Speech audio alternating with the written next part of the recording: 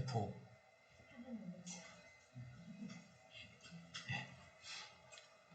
오늘은 내 증인이 되리라라는 이제 주제를 가지고 함께 교제하시겠습니다.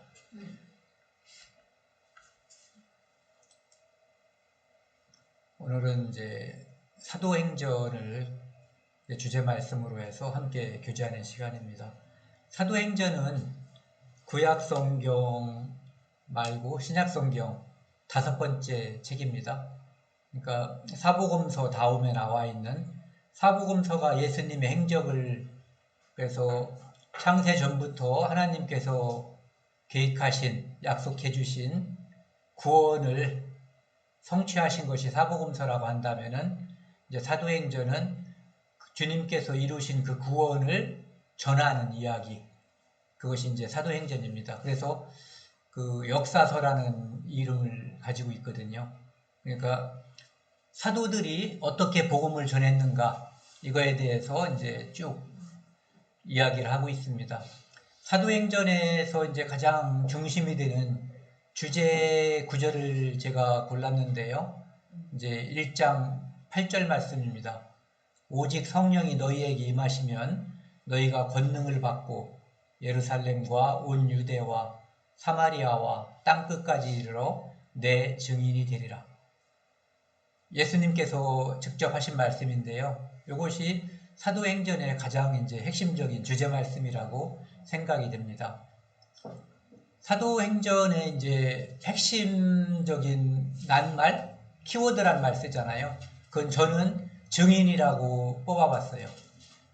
성령의 증인 또는 예수님의 증인, 이렇게 봤거든요. 그래서 사도행전을 세 부분으로다가 나눠보면은, 좀 전에 우리가 이제 제가 읽었던 사도행전 1장 8절 말씀에 보면은 너희가 권능을 받고 예루살렘과, 그래서 예루살렘과, 그다음 두 번째 온 유대와 사마리아와 그 다음에 땅끝까지 증인이 되리라. 그래서 사도행전 자체가, 편제가 1장부터 7장까지는 예루살렘에서 성령이 약속대로 오심으로 교회가 설립이 되고 교회가 탄생되고, 그 다음에 예루살렘에서 복음이 증거되는 그 모습이 이제 1장부터 7장 사이에 나와 있고요. 그 다음에 8장에서 12장까지는 유대와 사마리아로 이 복음 전파가 확대되는 모습이 나와 있습니다. 거기에는 이제 스데반의 순교로 인해서, 스데반의 순교는 그냥 생긴 것이 아니라 유대교를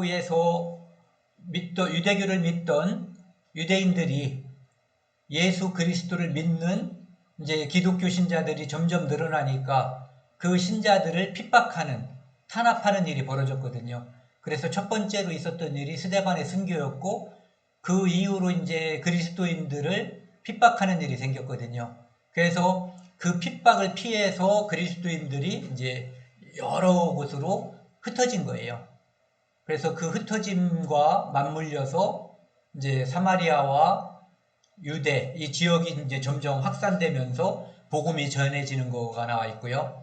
그 다음에 8절에서 12절 사이에서 가장 중요한 이제 사건이라고 하면은 사울이라고 불리었던 유대교에 특별히 열심히 했던 사람, 그 사람이 예수 그리스도를 직접 만남으로써 회심하고 이제 예수 그리스도를 핍박하는, 예수 그리스도를 믿는 사람들을 죽이는 사람에서 예수 그리스도를 믿고 전하는 사람으로 바뀐 것이 이제 나와 있고요.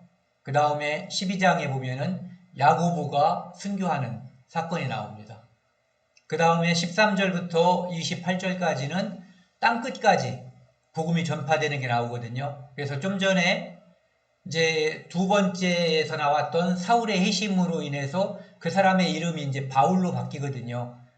그래서 뭐 바울의 이름이 뭐 유대식 이름인 사울에서 그 다음에 로마식 이름인 바울로 바뀌었다고도 하고, 뭐 작은 자에서 큰 자라는 이름에서 작은 자라는 이름으로 다 바뀌었다고도 하는데, 어쨌든 바울이라고 하는 사람이 이제 13장부터 28장까지의 가장 핵심적인 인물로 등장합니다. 그래서 바울이 전도하기 위해서 3번에 걸쳐서 전도 하는 1차, 2차, 3차 전도 여정이 기록되어 있고, 그 다음에 27장, 28장은 그가 하나님께서 예정하신 대로 로마에 가서 이제 전도하는 모습, 이것이 이제 28장까지 나옵니다. 그래서 사도행전은 이런 식으로 편제가 되어 있고요. 오늘은 이제 사도행전, 제가 아까 핵심 구절이라고 했었던 1장 8절 말씀을 주제 말씀으로 해서 오늘 함께 교제하고자 합니다. 같이 한번 읽겠습니다. 시작. 오직 성령이 너희에게 임하시면 너희가 권능을 받고 예루살렘과 온 유대와 사마리아와 땅끝까지 이르러 내 증인이 되리라 하시니라. 예수님께서 하신 말씀이거든요. 누구의 증인이냐면 내 증인. 증인이라는 것을 많이 들어봤을 거예요. 드라마나 영화 이런 데서, 법정 드라마 이런 데서 보면은 증인 이야기가 많이 나오거든요.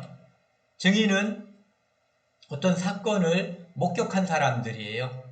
그래서 그 목격한 사람이 법정에서 이제 어떤 증거하는 거죠. 자기가 본 것을 정직하게 본 대로 말하는 사람, 이게 이제 증인인 거죠.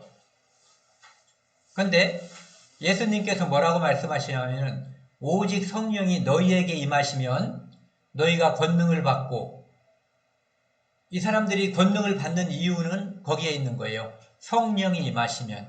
지금은 예수님께서 제자들을 가르치시고 3년 반 동안 함께 다녔지만 예수님이 십자가에 달릴 때 제자들은 다 흩어져서 도망갔거든요. 그리고 나서 예수님이 부활하셨다는 것을 알고 보고 믿게 됐을 때 그들은 다시 예수님과 함께 했어요. 하지만 그때까지도 그들은 아직 힘이 없었어요. 이제 기쁨이 있었고 그들은 뭔가 희망이 있고 소망이 있었지만 권능, 힘, 이것은 없었거든요. 그런데 예수님께서 성령이 너희에게 임하면 권능, 힘을 받는다는 얘기예요. 그래서 예루살렘과 온 유대와 사마리아 그리고 땅끝까지 이르러 내 증인이 되리라, 이렇게 되어 있어요. 내 증인이 되어라 되어 있지 않고 내 증인이 되리라. 이유는 권능을 받았기 때문에 그들 안에 들어온 성령의 힘으로 증인이 될 수 있는 힘이 있는 거예요. 그들은 전에는 비겁하게 두려워서 숨고 도망쳤지만 이제는 그 안에 솟아나는 큰 힘이 있었어요.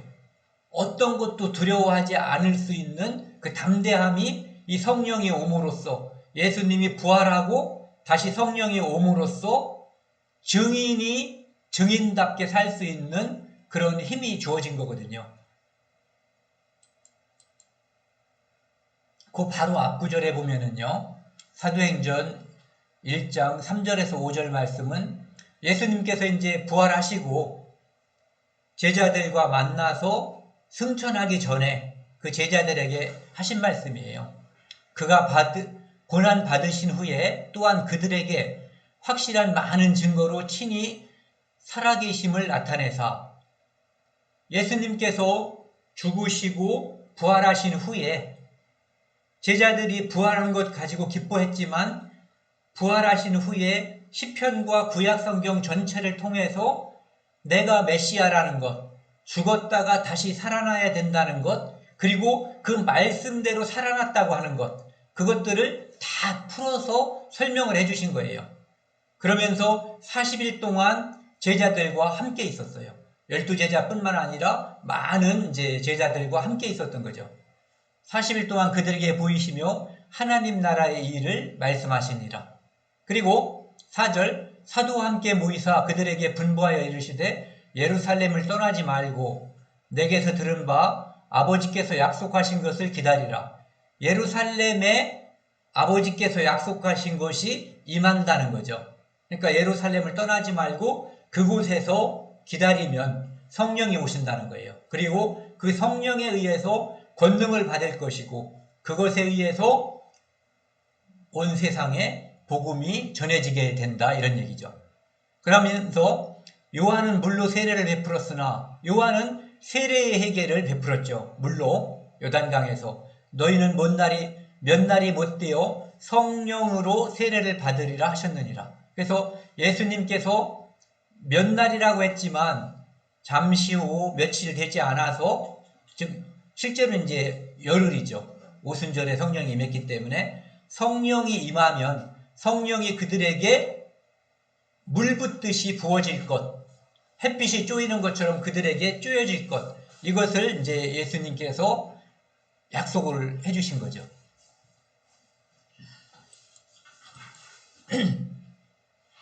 그래서 예수님이 이 땅에 살아계실 때 내가 돌아가면 제자들은 두려워했죠. 돌아가다니, 가시다니, 심지어 나중에는 예수님께서 내가 죽는다라고 얘기했어요. 죽다니.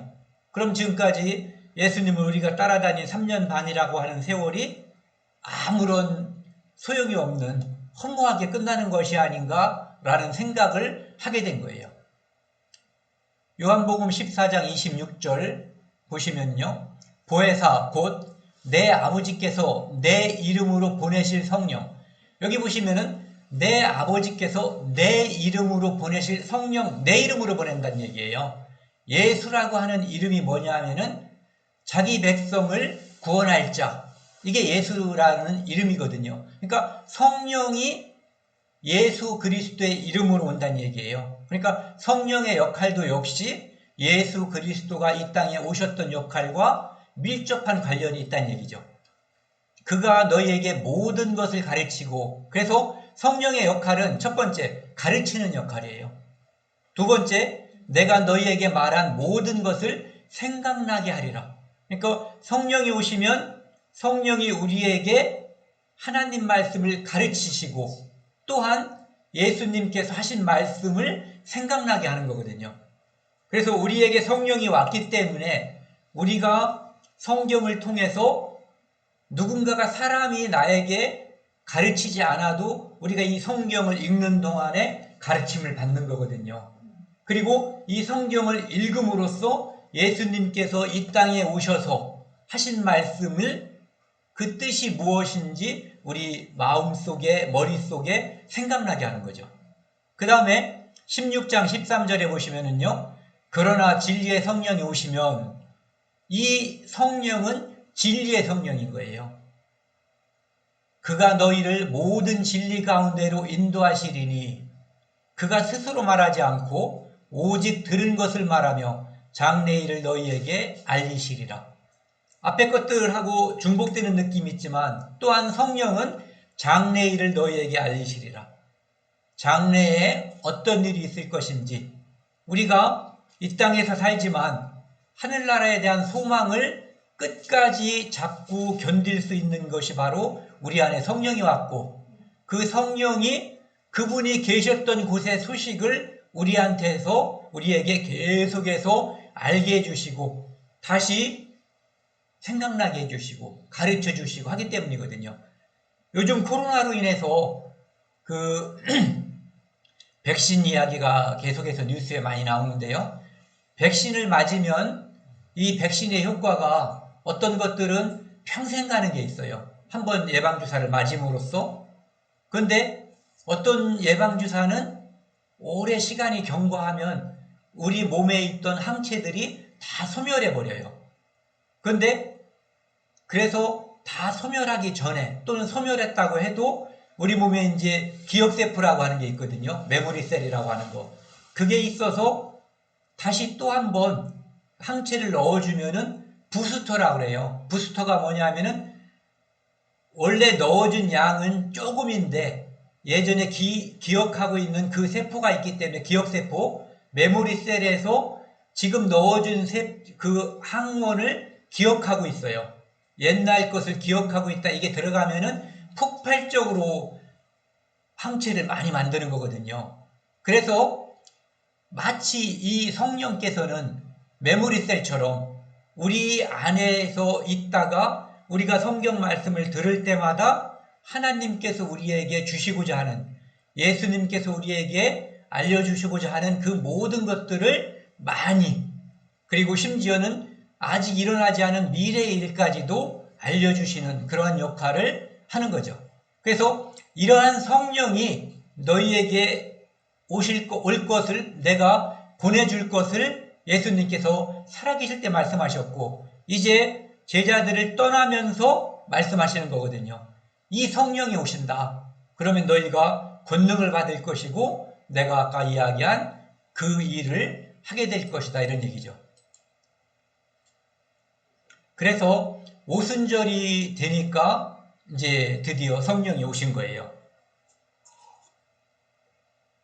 사도행전 2장 1절부터 4절 말씀을 보시면은요. 오순절 날이 이미 이름에 이제 예수님께서 부활하시고 승천하신 날이 이제 승천하신 지가 열흘 지난 거죠. 그들이 다 같이 한 곳에 모였더니 계속해서 그들은 기도한 거예요. 모여서 호련히 하늘로부터 급하고 강한 바람 같은 소리가 있어 그들이 앉은 온 집에 가득하며 지금 소리가 나고 그 다음에 가시적으로 눈에 보이는 무언가가 나타났어요. 3절 마치 불의 혀처럼 불의 혀 불 날 때 보면은 불이 이렇게 막 타는데 위에 이렇게 뭐 이렇게 막 나오는 거 있잖아요. 그걸 이제 소나 뭐 말이나 이런 거의 혀처럼 이제 불의 혀라고 얘기한 거죠. 갈라지는 것들이 그들에게 보여 각 사람 위에 임하여 있더니 그러니까 뭔가 휙 나와가지고 소리를 내면서 나와서 각 사람 위에 뭐가 하나씩 이렇게 나타난 거예요. 눈에 보이는 무엇이 그들이 다 성령의 충만함을 받고 성령이 말하게 하심을 따라 다른 언어들로 말하기 시작하더라. 이때 성령이 이제 하나씩 임해서 그들에게 임하니까 그들이 성령의 충만함을 받았어요. 성령이 그들에게 임하고 그들에게 권능을 준 거예요. 그래서 그들이 능력이 있는 것이 아닌데 성령의 능력에 의해서 뭔가 말하기 시작했다 이런 얘기죠. 그것이 5절에 나와 있어요. 그때에 경건한 유대인들이 천하 각국으로부터 와서 예루살렘에 머물러 있더니 유대인들은 좀 전에 그 핍박에 의해서 이산된 것도 있지만 예전에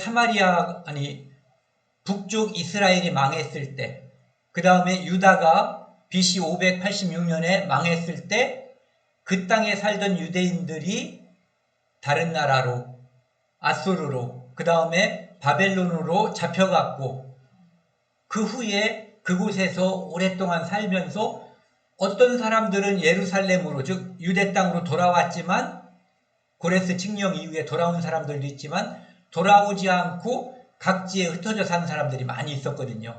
그런 사람들을 다 포함하는 거예요. 6절 이 소리가 나매 큰 무리가 모여 각기 자기의 방언으로 제자들이 말하는 것을 듣고 소동하여 지금 이상한 일이 일어났어요. 어떤 사람은 예를 들어서 로마에서 왔어요. 자기는 부모가 로마에서 자기 유대인이지만 로마에서 부모가 태어나서 자기도 로마에서 자랐기 때문에 유대말을 몰라요. 그런데 지금 들리는 말은 유대말이 아니라 로마말로 들리는 거예요. 지금 자기의 모국어로 들리니까 소동한 거죠. 다 놀라 신기하게 여겨 이르되 보라 이 사람들이 다 갈릴리 사람이 아니냐. 예수님의 제자들은 대부분 갈릴리 사람들이잖아요. 그런데 그들이 8절 우리 각 사람이 난 곳 방언으로 듣게 되는 것이 어찌 됨이냐. 성령께서 이 땅에 임하시고 첫 번째 이적으로서 보여준 것이 이 사건이에요. 바벨탑 사건으로 인해서 언어가 혼잡해졌었는데 그 언어의 혼잡을 뛰어넘어서 애국어가 자기 모국어로 들리게끔 된 그 사건이거든요. 그 사람들이 모여든 곳을 보면은요, 여기 이 사도행전 2장 9절에서부터 11절까지에 보면은 제가 이제 지역 이름만 써놨는데요. 어디에서 온 사람들이라고 되어 있거든요. 그 사람들은 여기 바데, 메데, 엘람, 메소포타미아, 그 다음에 유대야 뭐 당연한 거죠. 갑바도기아, 여기 터키에 있는 거 지금 본도, 터키 북부, 흑해 바로 밑에죠. 그 다음에 소아시아라고 우리가 지금 부르는 아시아, 터키 서쪽, 마케도니아와 가까운 터키 서쪽. 그 다음에 10절에 부르기아는 제가 빨갛게 표시한 밤빌리아 바로 꼭대기 여기쯤 돼요. 그 밑에 밤빌리아, 애국, 이집트, 구레네, 이쪽에 섬이죠, 섬. 이 구레네를 요즘은 뭐라고 부르는 이름이 따로 있는데, 생각이 안 나요. 리비아, 이 이집트 옆에 있는 거, 그 다음에 로마, 그 다음에 그레데, 섬, 뭐 미개인들이 살고 있었다고 하는 그 섬이죠. 그 다음에 아라비아. 이런 곳에서 사람들이 많이 모였는데, 이 사람들이 예수님의 제자들이 막 말하는데 각각 자기 나라 말로 들리는 거예요. 그러니까 첫 번째 이적을 하나님께서 이렇게 해주신 거예요. 왜? 그들에게 복음이 전해지게끔, 그들에게 예수 그리스도의 증인이, 키프로스죠? 키프로스라고 지금은 하는 곳. 그게 구레네일 거예요. 사도행전 2장 37절 보면은 이제 제자들이 성령이 임함으로 말미암아 용기가 생기고 담대하게 복음을 전하는 거예요. 지금 이 사도행전 2장 37에서 41절 이 말씀은 베드로라고 하는 그 예수님의 제자가 이제 복음을 전하는 거예요. 복음의 전하는 내용은 하나님께서 예전에 예수 그리스도를 이 땅에 보내도록 하셨다. 그리고 이 땅에 말씀대로 보내셨다. 그런데 우리 동족이 예수님을 알아보지 못하고 십자가에 못 박아 죽였다. 그런데 하나님께서 그분을 죽은 자 가운데서 살리셨고 바로 만왕의 왕, 만왕의 주가 되게 하셨다. 이 얘기를 쭉 한 거예요. 37절, 그들이 이 말을 듣고 마음에 찔렸어요. 왜? 이 사도 베드로의 말을 쭉 듣고 보니까 우리가 죽인 또는 그들이 죽인 예수가 하나님의 아들, 메시아라고 하는 것, 우리의 죄를 구원하러 오신 그분을 우리가 죽였다고 하는 가책이 되는 거예요. 양심의 가책이. 그래서 마음에 찔려 베드로와 다른 사도들에게 물어 이르되 형제들아 우리가 어찌할꼬. 이제 마음에 찔리니까 일은 벌어졌고 이제 우리는 어떻게 해야 되냐 이런 얘기죠. 어떻게 해야지 하나님께 용서를 받느냐 이런 얘기예요. 베드로가 이르되 너희가 회개하여 첫 번째 우리가 하나님께로부터 멀어졌지만 하나님께 돌아가는 방법은 첫 번째가 회개하는 거예요. 하나님과 관계없는 삶에서 하나님과 관계 있는 삶으로 내 마음을 돌리는 것. 각각 예수 그리스도의 이름으로 세례를 받고 제사함을 받으라. 그리하면 성령의 선물을 받으리니. 그래서 회개하고 제사함 받는 것, 그것이 성령의 선물을 받는 일이거든요. 이것은 무엇이 먼저랄 것도 없어요. 성령이 오셔서 제사함을 믿게 해주시는 것인지 제사함을 믿었을 때 성령이 오는 것인지 구분이 저로서는 안 돼요. 하지만 동시라고 저는 생각을 해요. 여기서는 이렇게 선우처럼 나와 있지만요. 39절 이 약속은 너희와 우리 자녀와 모든 먼 데 사람 곧 우리 주 우리 하나님이 얼마든지 부르시는 자들에게 하신 것이라. 모든 사람에게 한 약속이라는 거예요. 회개하고 제사함 받으면 성령 받는 것은 모든 사람에게 주신 하나님의 약속이라는 거죠. 그래서 40절 또 여러 말로 확증하여 권하여 이르되 너희가 이 패역한 세대에서 구원을 받으라. 이 죄 많은 세대에서 구원을 받으라 하니 이 말을 들은 사람들이 세례를 받음에 그날의 신도의 수가 3,000이나 더하더라.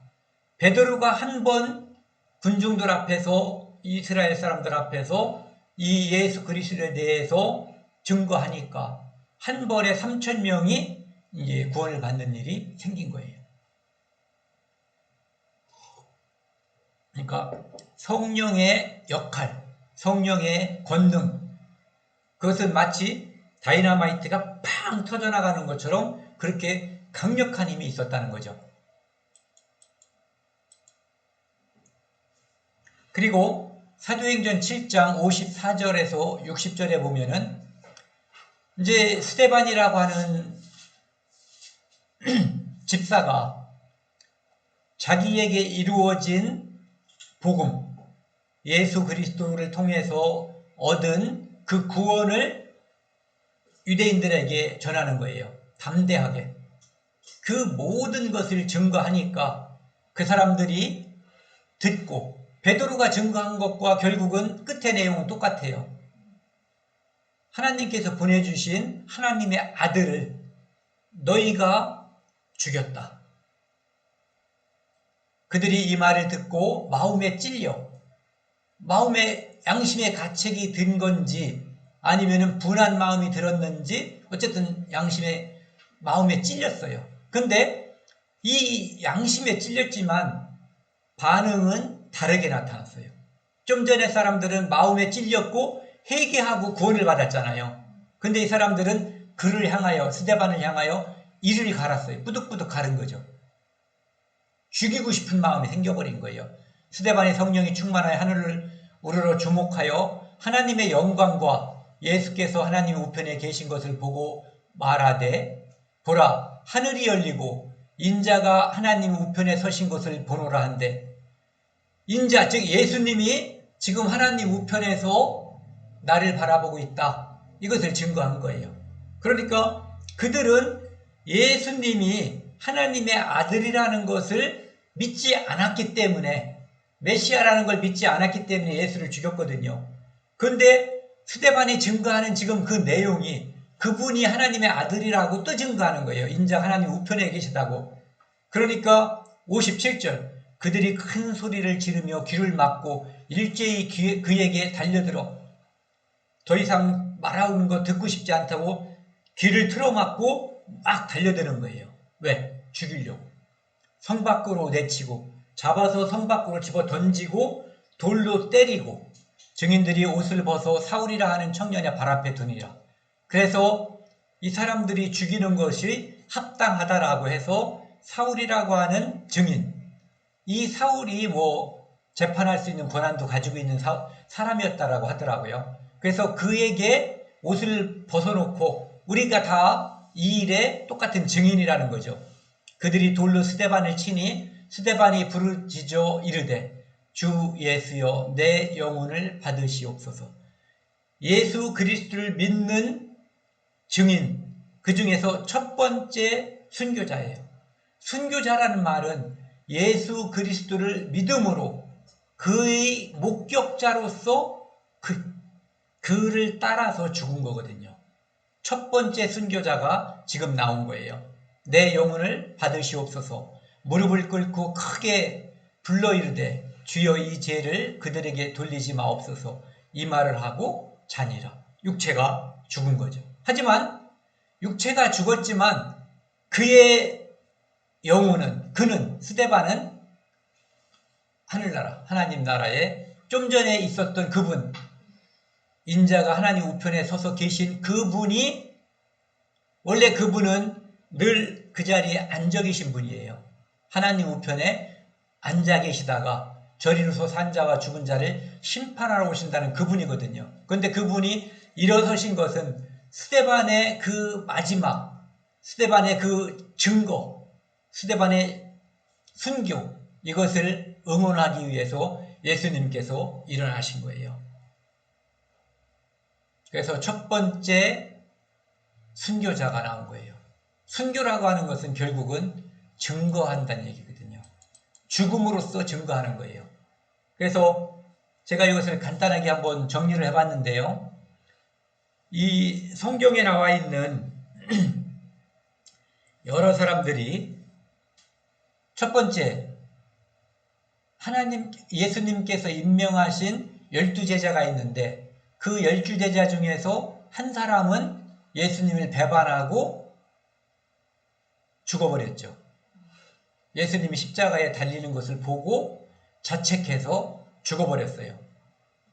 그래서 그는 예수님을 증거하는 어떤 것도 하지 못했어요. 하지만 나머지 11사도, 그 다음에 나중에 예수님을 다메섹으로 가는 도상에서 만났던 바울이라고 하는, 사울이라고 불렸던 그 바울, 이분들이 어떻게 예수님을 증거했는가가 이제 우리가 나오는 거죠. 이것은 성경에 안 나오는 이야기예요. 누군가가 책으로 써서 누군가가 전승을 통해서 전해진 이야기들이죠. 베드로, 로마에서 순교, 세베대의 아들 야고보, 헤롯에게 살해됐고, 좀 전에 우리가 살펴봤던 그분이에요. 요한, 반모섬에 유배됐다가 그곳에서 요한계시록을 썼고 유일하게 살해되지 않은 분, 안드레, 헬라와 소아시아에서 선교하다가 십자가형을 받았고, 빌립, 히에라볼리에서 순교. 여기 보면 추정이라는 말을 제가 몇 군데 써놨는데 이 사람들의 발자취가 전해지지 않는 거예요. 누군가가 정확하게 증거하지도 않아요. 그들은 정말 이름 없이 빛도 없이 예수 그리스도를 증거하다가 죽은 분들이에요. 그래서 거기서 순교했다라고 추정이 되네요. 그 다음 발자취가 없기 때문에. 바돌로메, 아르메니아에서 순교, 마테, 에디오피아에서 순교, 도마, 페르시아, 인도 선교하다가 순교, 야고보, 이 사람은 이제 알페오의 아들 야고보죠. 애굽에서 순교, 다데우, 페르시아에서 순교, 시몬, 십자가의 순교, 바울, 로마에서 참수됐다고 되어 있어요. 이 모든 사람들이 예수 그리스도를 증거하다가 자기 목숨을 아끼지 않은 사람들이에요. 왜? 그분을 증거하는 일이 이 세상에서 하나님께서 70년, 80년, 100년 살으라고 주신 그 목숨보다 훨씬 더 중요하기 때문에 이 세상이 순간이라면 하나님께서 우리에게 약속하신 영생은 영원한 것이고 훨씬 더 값지고 아름답기 때문에 그것을 믿었기 때문에 예수 그리스도의 부활과 영원한 생명을 믿은 그들이 예수 그리스도를 다른 사람들에게 전하기 위해서 순교한 거예요. 폴리캅이라고 하는 사람이 있어요. 69년에서 155년까지 살았다고 하고 서머나 교회의 감독이었던 사람인데요. 그분에게 예수님을 부인하고 황제를 신으로 섬기라고 이야기했을 때 그분이 한 이야기가 내가 86년 동안 그분을 섬겨왔지만 그분은 나에게 잘못한 일이 한 번도 없었다. 그런데 내가 나의 왕이고 나의 구주이신 그분을 어떻게 부인하고 욕할 수가 있느냐. 그래서 이 사람들을 죽이려고, 폴리캅을 죽이려고 집행하는 집행자들이 맹수를 불러서 이제 사자죠. 죽이려고 하니까 이제 폴리캅이 얘기한 거예요. 그럼 맹수를 부르시오. 당신들이 나에게, 이 사람한테 뭐를 요구했냐면 회개하라는 거예요. 회개라고 하는 것은 우리가 알고 있는 회개는 잘못 살다가 하나님을 발견하고 하나님께 돌아가는 게 회개인데 폴리캅에게 그들이 요구한 회개는 잘 사는 그것에서 황제 숭배하고 우상 숭배하는 것으로 가는 회개를 말하는 거예요. 그래서 회개하라는 거예요.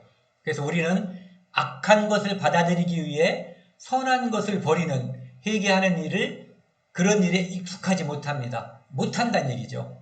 그리고 이 악한 세상에서 의로운 세상으로 들어가는 것이 내게는 차라리 죽는 게 참 좋은 일이라고 얘기했죠. 그래서 그들이 마지막으로 겁을 준 것이 뭐냐면은 너 그러면 불에 태워 죽이겠다, 화형시키겠다는 거죠. 그때 폴리캅이 한 얘기예요. 당신은 1시간 동안 타다가 잠시 후면 꺼져버리는 불로 나를 위협하고 있지만 화형시키는 그 화형이 뭐 한두 시간 타고 꺼지는 불이잖아요. 그리고 그 불은 한두 시간 가겠지만 내 목숨이 그 불에서 유지되는 시간은 짧겠죠. 몇 분에 불과할 거예요. 경건치 못한 자들을 위하여 예비된 심판과 영원한 형벌의 불에 대해서는 전혀 모르고 있습니다. 당신들은 그 1시간짜리 불로 나를 위협하지만 진짜 영원한 불못, 지옥이 있는데 그걸 모르고 있지 않냐. 그런데 어째서 이렇게 지체하고 있습니까? 당신이 원하는 대로 속히 시행하시오. 그래서 폴리캅을 화형시켰다는. 그런데 이제 불이 폴리캅을 피해가는 거예요. 폴리캅 여기 있는데 불이 다른 데로 가. 그래서 화형을 시킬 수가 없어서 칼로 찔러 죽였고 거기서 나온 피가 하도 많이 피가 나와서 그 불이 꺼졌다라는 그런 전승이 있는. 그래서 폴리캅이 누구나 다 귀하게 여기는 그 생명을 초계처럼 할 수 있었던 이유는 영원한 것을 바라봤기 때문이거든요. 그것이 더 중요한 것, 더 고귀한 것이 있기 때문에 죽음으로써 예수 그리스도를 믿는 것이 얼마나 귀중하고 고귀한 것인가를 증명한 거죠. 터툴리안이라는 사람이 있는데요. 터툴리아누스라고 불리는 이 사람이 언제 태어나서 언제 죽었는지 뭐 여러 가지가 나와 있더라고요. 그래서 정확하게는 모르겠어요. 이 사람이 그리스도인이 된 이유가 있어요. 많은 사람들이 순교해서 그거에 감동해가지고 개종한 사람이에요. 로마의 황제들과 로마 정부에서는 그리스도인들을 죽이면, 그래서 공포심을 주면 사람들이 믿음을 포기하거나 다시 그리스도교로 개종하는 일이 없을 거라고 생각을 했어요.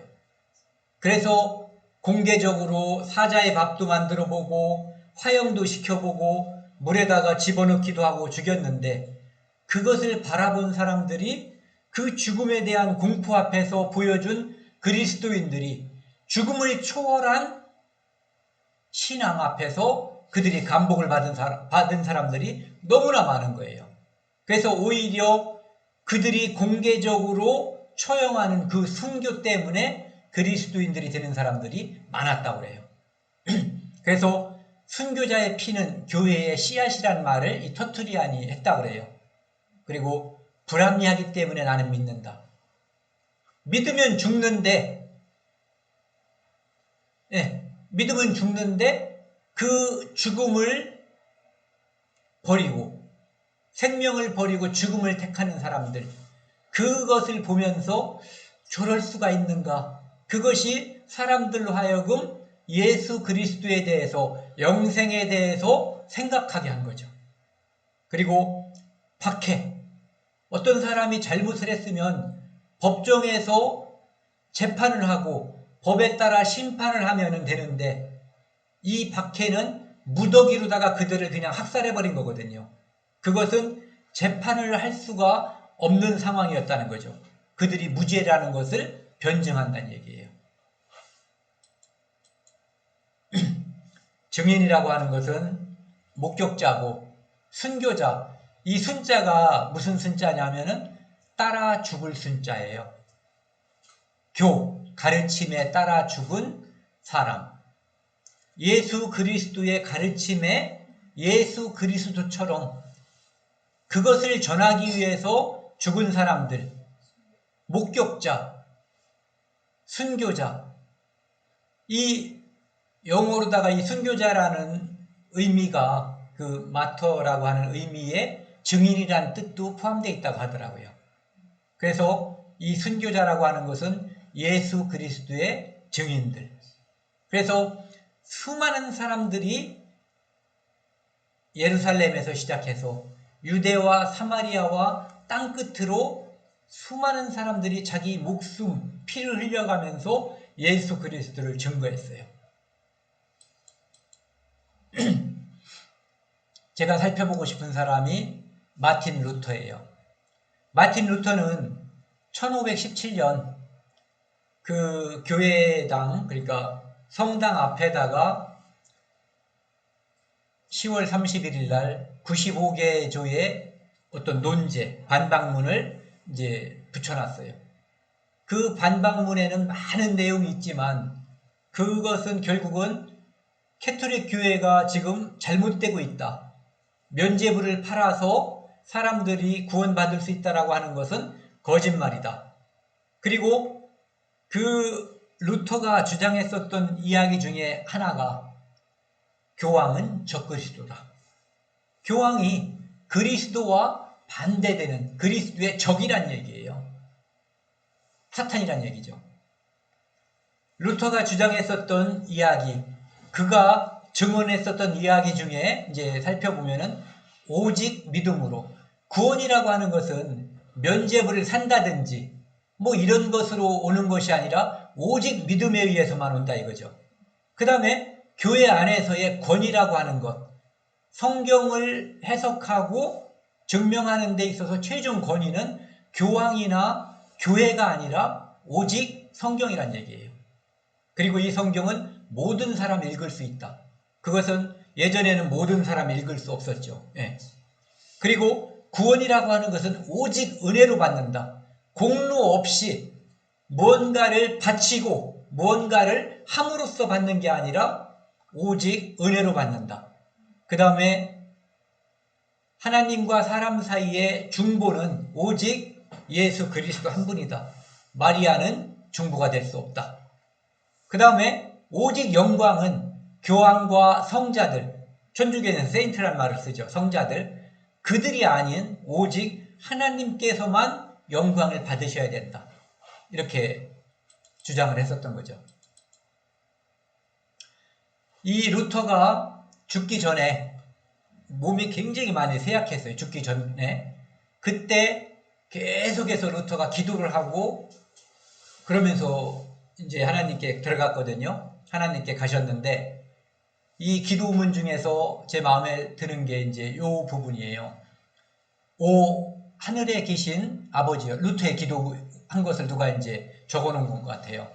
이 육체는 부서져 나의 영혼을 떠나가고 제가 이 생을 이 땅을 하직한다 할지라도 저는 주님과 함께 영원히 거할 것을 확신하오며 종을 당신의 손으로부터 빼앗을 자 없나이다. 모든 순교자들, 모든 증인들이 가지고 있었던 믿음이 바로 이거거든요. 하나님은 나와 영원히 있을 것이고 나는 누구도 내 영혼을 빼앗을 자가 없다. 그래서 이제 그런 기도를 하고 이제 좀 있다가 하나님께 갔고요. 그 다음에 종교개혁, 루터의 종교개혁이 성공할 수 있었던 이제 이유를 이제 잠깐 한번 가해적으로 살펴보면은 인쇄술, 15세기 중반에 있었던 구텐베르크의 인쇄술로 인해서 성경이 인쇄가 되기 시작한 거예요. 그러니까 옛날에는 사제만 가지고 있었던 성경이 많은 사람들에게 보급됐죠. 그리고 더 중요한 것은 루터가 1521년 그들에게 교황으로부터 출교당한 후에 구약, 히브리어의 구약을 독일어로 번역해버린 거예요. 그 다음에 그 다음 해에 헬라어로 되어 있는 성경, 신약을 독일어로 번역했어요. 그러니까 독일 사람들이 그전에는 사제들만 읽고 가지고 있었던 성경을 읽고 해석할 수 있게 된 거죠. 읽고 그 뜻을 직접 알 수 있게 된 거예요. 그래서 그 역할이 엄청나게 컸다는 거죠. 우리나라를 보면은 하나님께서 유럽에 복음을 전하기 위해서 루터를 통해서 그 복음을 독일어로 번역하게 준비시킨 것처럼 그 이전에 무엇을 준비시켰냐면은 인쇄술을 준비시켰거든요. 번역해도 혼자 필사해가지고 다른 사람에게 나눠줄 수 있었다면은 처음에 그 인쇄술이 발전하지 않았을 때도 필사하는 것보다 적어도 15배 이상 빨리 성경을 배포할 수 있었대요. 근데 하나님께서는 우리나라에 이 복음이 전해지게 하기 위해서 미리 준비하신 것이 한글, 훈민정음이라고 볼 수 있어요. 이것은 저의 의견이라기보다는 실제로 그런 것 같아요. 왜냐하면 한국에 만약에 옛날처럼 한문으로 지금까지 쓰는 것이 지금까지 이어졌다면 복음의 역사는 훨씬 더 줄어들었을 거예요. 틀림없이. 그래서 훈민정음을 통해서 하나님께서 세종을 감동시키고 그 뜻이 좋잖아요. 자기 뜻을 글로서 피지 못하는 사람들이 많이 있었거든요. 그래서 그걸 불쌍히 여겨서 새로 28자를 만들고 맨 끝기죠. 제가 한번 읽어볼게요. 사람마다 하여금 쉬이 익혀 날마다 씀에 편안케 하고자 할 따름이니라. 쉽게 쓰게 하기 위해서 이것을 만들어서 줬다는 거죠. 그것이 복음 전파의 압도적인 역할, 엄청난 역할을 할 것을 세종은 그 당시에 몰랐겠죠. 이 세종 28년 성인 정인지가 쓴 서문에 보면은 노란 글씨요. 지혜로운 사람은 아침나절에 훈민정음을 이해할 수 있다는 얘기예요. 그 다음에 어리석은 사람도 열흘 만에 배울 수 있는 이 한글. 전 세상 어디에도 이렇게 쉬운 글자가 없다는 거죠. 이 글자를 통해서 나중에 우리나라 사람들에게 복음이 쫙 퍼져나간 거예요. 처음에는 재판하고 그러는데 일반인들, 한문을 모르는 사람들도 편하게 해주기 위해서 이것이 이제 퍼지게 된 거였죠. 만들게 되고. 이제 우리나라에서 성경을 번역한 것을 잠깐 한번 살펴보고 싶은데요. 이 로스라고 하는 사람이 있는데 좀 이따 설명을 해드리고요. 말씀을 드리고, 이 사람은 김진기, 백홍준, 서상윤, 이성화, 이응찬 이런 사람들과 청나라에서 만나서 이 사람들을 통해서 우리나라 말을 배운 거예요. 그리고 이 사람들에게 배운 말을 통해서 함께 성경을 번역한 거예요. 존 로스는 원래 스코틀랜드 선교사였고 중국 선교사로다가 이제 청나라에 와 있었던 거죠. 그런데 윌리엄스라고 하는 선교사와 토마스라고 하는 선교사가 조선 선교에 아주 굉장히 큰 열의를 가지고 있었어요. 그 사람들이 가지고 있는 그 열의에 감동해서 자기가 지금 청나라에 와 있지만 조선의 복음을 전파하고자 하는 결심을 갖게 돼요. 그래서 고려문이라고 하는 청나라와 조선의 그 경계에 와서 이 사람이 살게 되는 거죠. 그리고 거기에 와서 조선인 상인들에게 조선의 정세와 조선말, 발음법 이런 거에 대해서 배우게 돼요.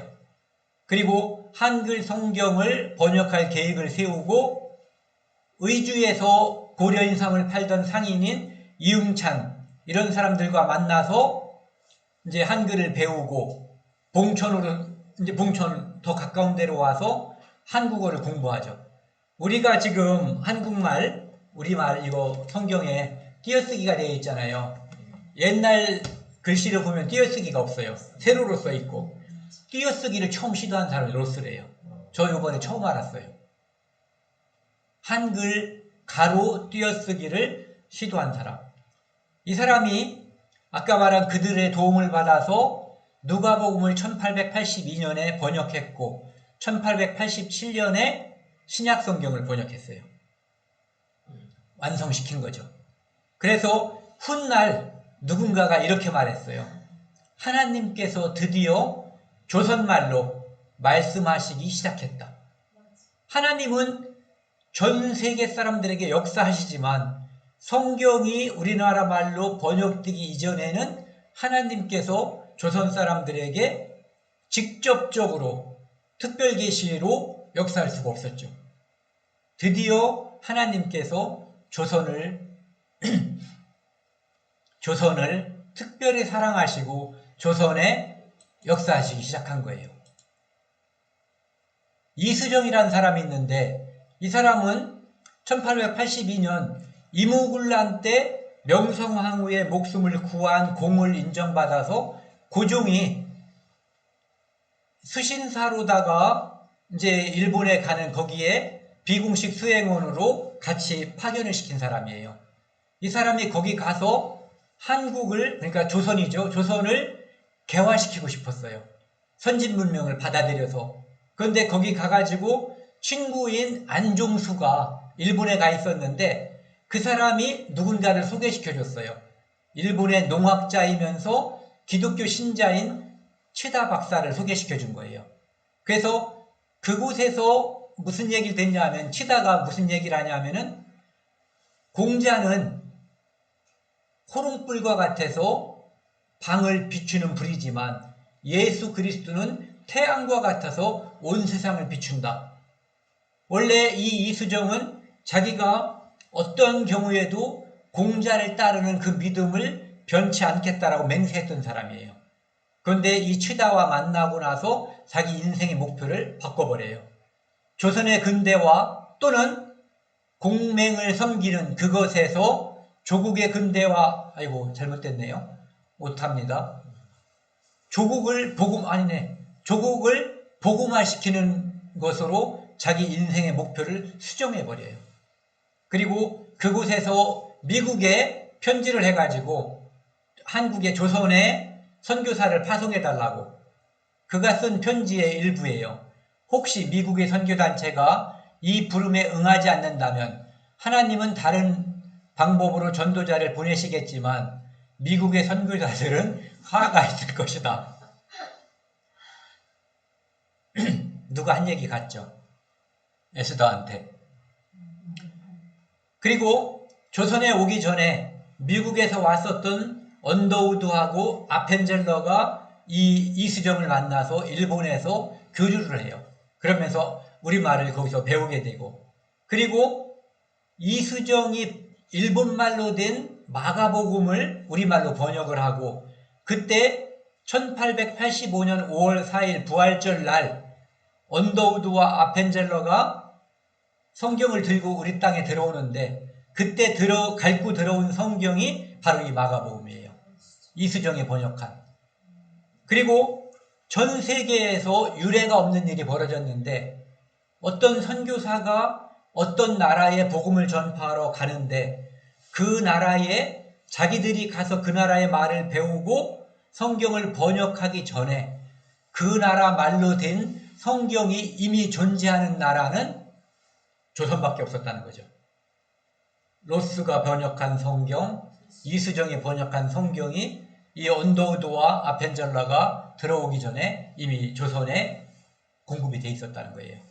일부지만.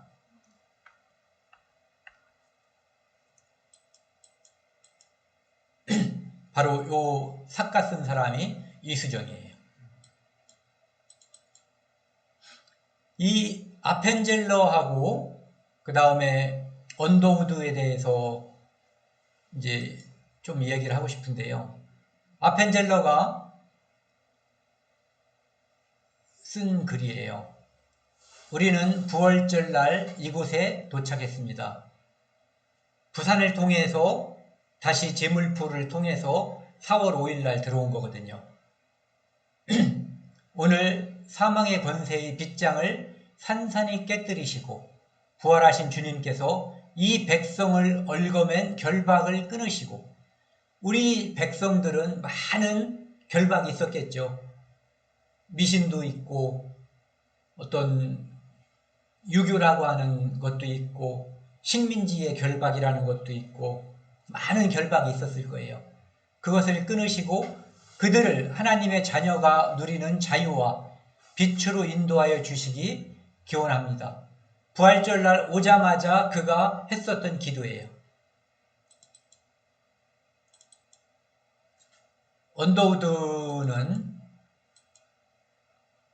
언더우드가 이제 선교사가 되어서 조선에 가려고 했을 때, 원래 이 사람은 인도 선교사가 되기로 되어 있었던 사람이에요.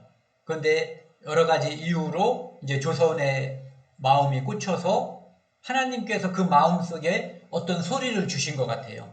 네가 가는 게 어떻겠냐. 그래서 가려고 했지만 올 수 있는 방법이 없었어요. 그 나중에 하나님께서 또 그에게 역사를 하셔요. 그래서 인도를 가기 위해서 준비한 것을 다 포기하고 조선을 선택하거든요. 그는 한 여자하고 약혼한 상태였었어요. 그 여자가 언더우드에게 질문한 거예요. 그곳에서는 무엇을 먹고 살 수 있나요? 몰라요. 병원은 있나요? 몰라요. 그럼 당신은 조선에 대해서 뭘 아나요? 언더우드가 대답한 게 이거예요. 내가 아는 것은 오로지 그곳에 주님을 모르는 1000만 명의 민중이 있다는 것뿐이요. 조선에 대해서 아무것도 알고 있는 정보가 없었어요. 그 상태에서 이것만, 이 주님께서 주시는 열망, 복음 전도를 증인이 돼야지 된다라는 그 열망 한 가지만 가지고 출발한 거예요. 그 약혼녀가 언더우드와 함께 한국에 오는 것을 싫어했어요. 그래서 파혼했죠. 그리고 언더우드는 혼자 한국에 왔고 나중에 만난 다른 여자와 결혼을 해서 살아요. 아펜젤러의 자식들이 한국을 위해서 또 한국의 복음과 개화, 민주주의, 식민지로부터 해방, 이것을 위해서 아펜젤러 1세대뿐만 아니라 2세대까지도 노력을 했고요. 그 다음에 이 언더우드는 4대가 지금까지 한국을 위해서 복음과 개화와 식민지로서부터의 해방과 민주주의를 위해서 광주 사태 때 한국의 사정을 외국에 알린 사람도 이 사람의 4대 손인가 되는 사람이에요. 그래서 제가 이제 이 두 사람에 대해서 꼭 좀 부탁드리고 싶은 게 있어요. 인터넷에 들어가면은 유튜브에 언더우드 치면은 나오는 45분 정도 되는 것, 그 다음에 아펜젤러를 쳐도 나오는 45분 정도 되는 게 있어요. 그것을 꼭 좀 한번 들어봤으면 좋겠어요. 누군가가 그분들에 대해서 이렇게 읽어주는 거예요.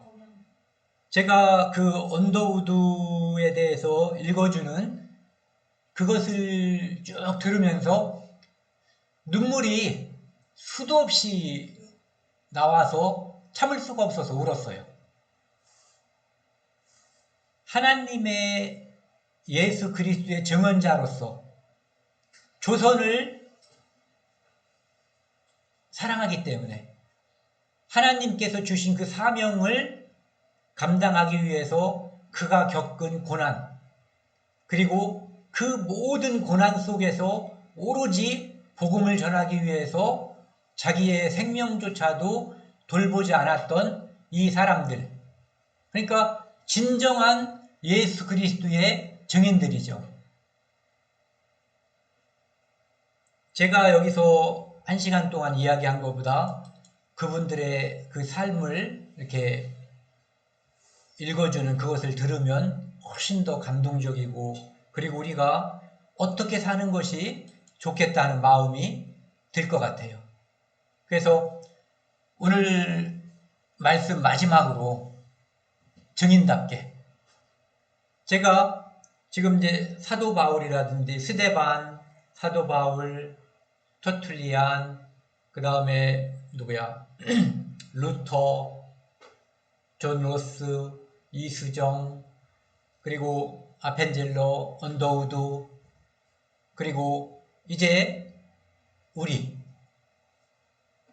그분들이 그렇게 산 그 모습을 예수 그리스도께서는, 하나님께서는 우리에게 요구하시는 거거든요.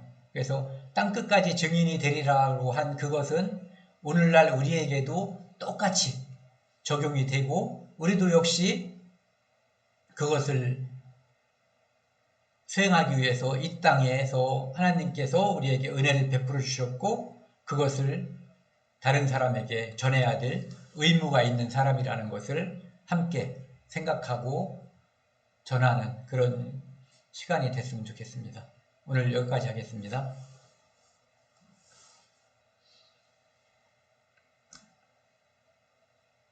ESC잖아.